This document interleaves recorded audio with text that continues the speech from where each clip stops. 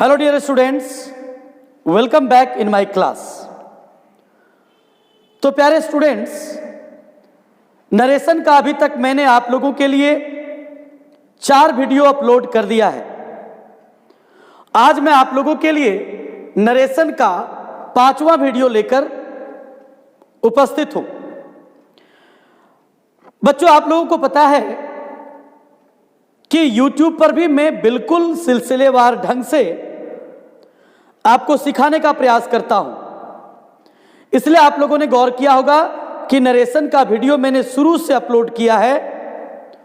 और जैसा कि मैंने कहा था कि नरेशन एक डिफिकल्ट पार्ट है, डिफिकल्ट टॉपिक है ग्रामर का, लेकिन जिस तरह से मैंने आप लोगों को सिखाने का प्रयास किया है, अगर आप शुरू से हमारे सारे वीडियो को देख लेंगे तो नरेशन से रिलेटेड कोई भी क्वेश्चन आपका एग्जाम में छूटने वाला नहीं। चलिए, तो इंपरेटिव सेंटेंस तक मैं आपको बता चुका हूं कि इंपरेटिव सेंटेंस को इनडायरेक्ट में कैसे बदला जाए, असर्टिव सेंटेंस को कैसे बदला जाए, इंट्रोगेटिव सेंटेंस को कैसे बदला जाए, क्वेश्चन सेंटेंस को कैसे बदला जाए। चलिए, अब मैं आपको बता रहा हूं कि ऑप्टेटिव सेंटेंस को नरेशन में कैसे बदला जाए। तो सबसे पहले आप समझिए कि ऑप्टेटिव सेंटेंस क्या होता है। तो जिस वाक्य से कामना, अभिशाप, प्रार्थना या आशीर्वाद का भाव बोध होता हो। प्यारे बच्चों, आपको पता है कि ऑप्टेटिव सेंटेंस उसे कहते हैं जिसके माध्यम से हम किसी के लिए दुआ या बद्दुआ करते हैं, यानी विश, कर्स, प्रेयर और ब्लेसिंग का भाव व्यक्त होता है। तो उसको हम कैसे इनडायरेक्ट में चेंज करेंगे।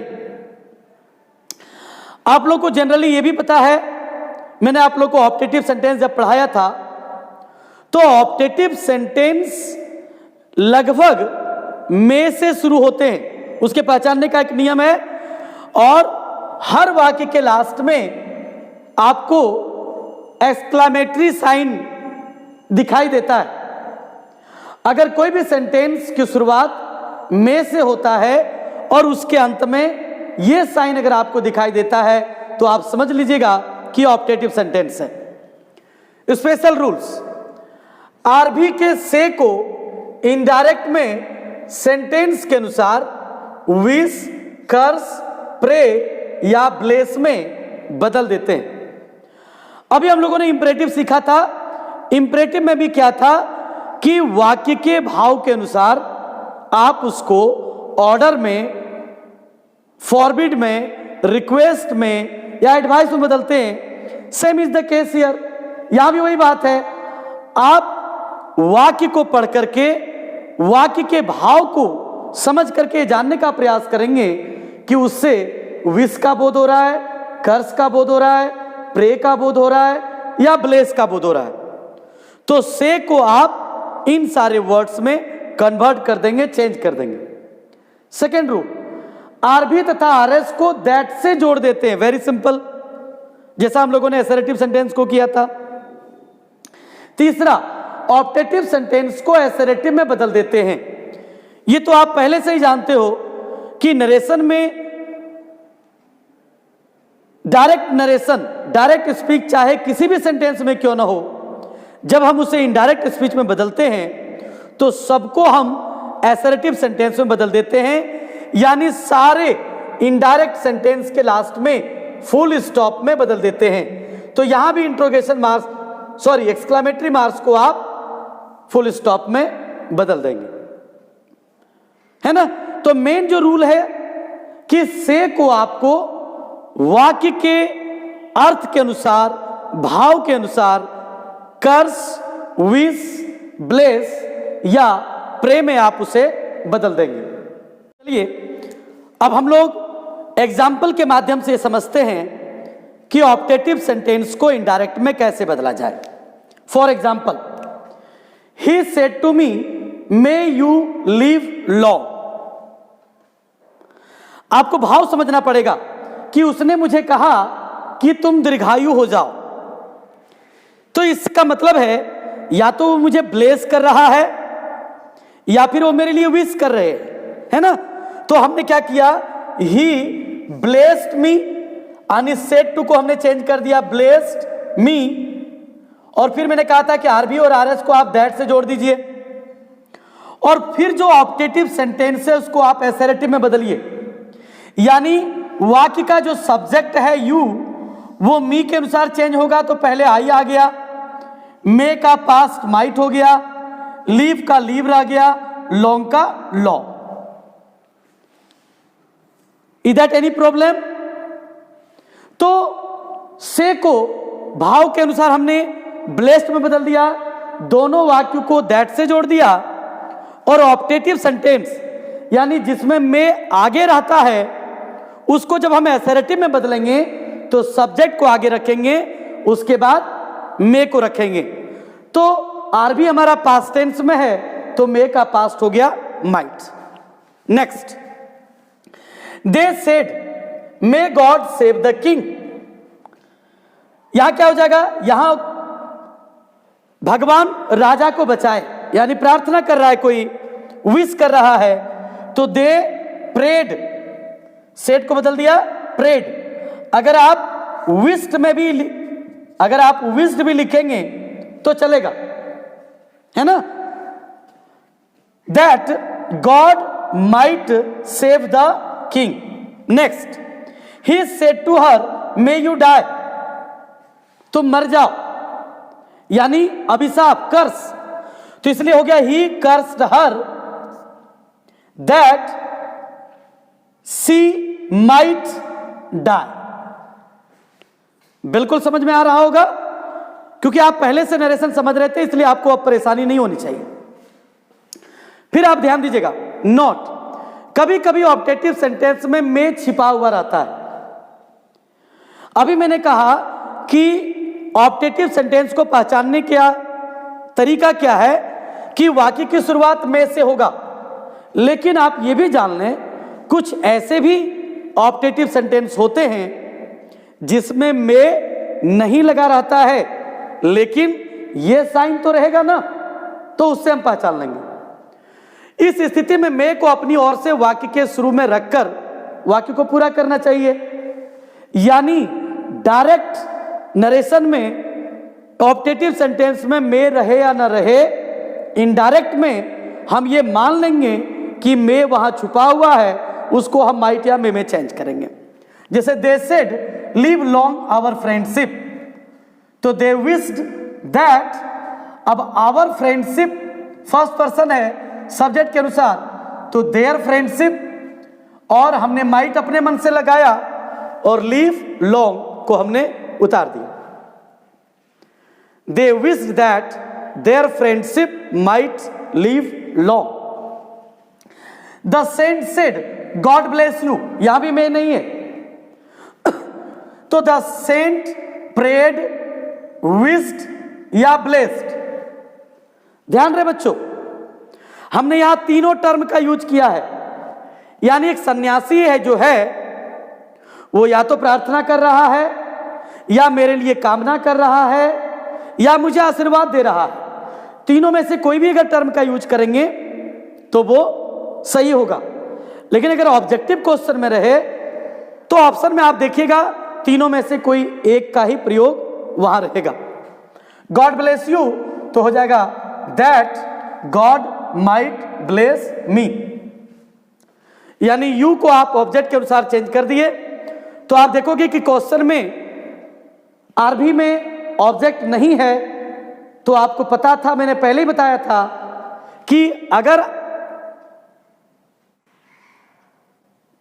डायरेक्ट नरेशन में आरबी में अगर कोई ऑब्जेक्ट ना हो और आरएस में अगर सेकंड पर्सन हो, तो उसके प्रोनाउन को चेंज करने के लिए हम अपने मन से मी का प्रयोग कर सकते हैं, और फिर उसके अनुसार आरएस का सेकंड पर्सन प्रोनाउन को हम चेंज कर सकते हैं।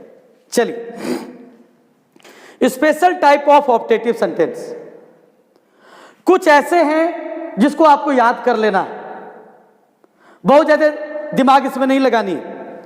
जैसे ही सेड हैप्पी बर्थडे, तो इसको हम बनाएंगे ही विश्ड मी ये happy birthday. Second, she said congratulation, she congratulated me. Clear है ना? ये सब आपको याद कर लेना है, बढ़िया से समझ लेना, देख लेना। She said to me good morning, she wished me a good morning. He said to me good bye, तो ही बेड मी, यानी उन्होंने मुझे अलविदा, बाइट मैंने अलविदा करना, तो उन्होंने मुझे अलविदा कहा, ये गुड बॉय, गुड बाय। तो ये सारा आपको याद कर लेना है। चलो मैं चाहूंगा आप इसको पहले स्क्रीनशॉट लेकर के आप अपनी कॉपी में उतार लें।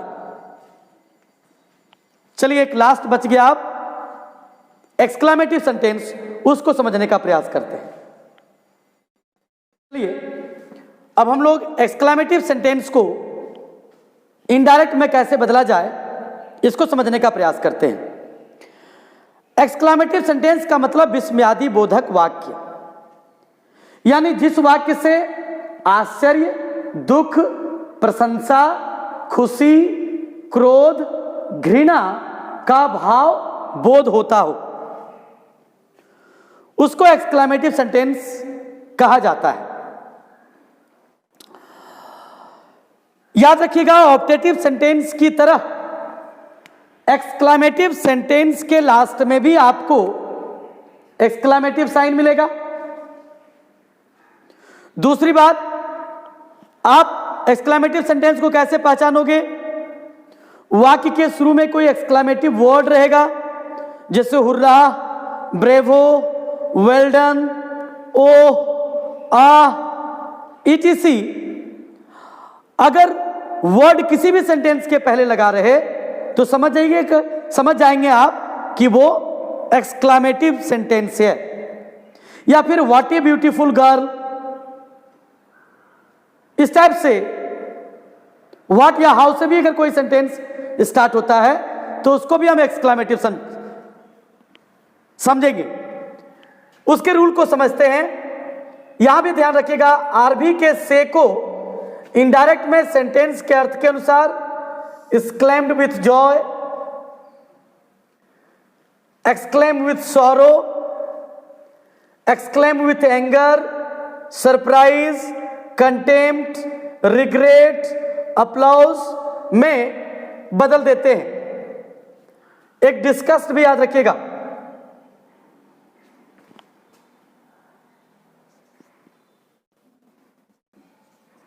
घृणा, यानी वाक्य का भाव जनरली हम लोग exclaimed with joy, exclaimed with sorrow ही लिखते हैं। अगर खुशी की बात हो तो जॉय, दुख की बात हो तो सॉरो, बाकी गुस्सा की बात हो तो एंगर, आश्चर्य की बात हो तो सरप्राइज, संतोष, पछतावा, ईटीसी, बधाई, प्रशंसा इत्यादि का बोध हो तो आप इन सारे, मेनली बच्चों आप याद रखो, exclaimed with joy, exclaimed with sorrow, यही दो चीज पूछा जाता, मतलब आंसर हम लोग करते हैं। फिर यहां भी हम लोग ऑप्टेटिव की तरह आरबी तथा आरएस को दैट से जोड़ देंगे। विस्मयादि बोधक जो शब्द हैं आ, ओ, एलास, ब्रेवो, हुर्रा इत्यादि को इनडायरेक्ट में हम हटा देंगे और फिर एक्सक्लामेटिव साइन को हम फुल स्टॉप में बदल देंगे। चलिए अब हम लोग बनाते हैं। एग्जाम्पल देखते हैं। He said to me alas I am ruined, मैं बर्बाद हो गया। तो एलास या आई एम रूइंड इस वाक्य से दुख का बोध होता है, इसलिए हमने दे दिया he exclaimed with sorrow, RB तथा आरएस को दैट से जोड़ दिया, एलास को हमने हटा दिया और जनरल रूल के अनुसार हमने आई एम रूइंड को चेंज कर दिया, तो आई चला गया आरबी के सब्जेक्ट के अनुसार, यानी ही वाज रूइंड। समझ गए होंगे आप लोग? यानी वाक्य के भाव को समझ करके हम लोगों ने सेड को एक्सक्लेम्ड विथ सॉरो में बदल दिया, दोनों वाक्य को दैट से जोड़ दिया और फिर जनरल रूल के अनुसार आई एम रूइंड को हमने ही वॉज ruined में बदल दिया। Next example, they said hurrah we have won the match, वाह हम लोगों ने मैच जीत लिया, यानी खुशी की बात हो रही है। तो they exclaim with joy that, hurrah को हमने हटा दिया और फिर जनरल रूल के अनुसार वी को हमने दे के अनुसार बदल दिया, they had on the match. Second number भी आप लोग समझ गए होंगे, he said what a beautiful girl she is, यह भी एक्सक्लामेटिव सेंटेंस है कि कितनी खूबसूरत लड़की है वो। तो ही एक्सक्लेम्ड विथ जॉय, या सरप्राइज भी हो सकता है दैट। अब इस वाक्य में देखोगे आप, सब्जेक्ट यहां है तो सी इज को हमने बदल दिया वाज, सी थर्ड पर्सन था इसलिए नो चेंजिंग, सन बटे 123 याद होगा आप लोगों को। तो सी को हमने सी रख दिया, इज को पास्ट टेंस है तो पास्ट टेंस में बदल दिया वाज, और ब्यूटीफुल गर्ल को हमने, a beautiful girl, she was a very beautiful girl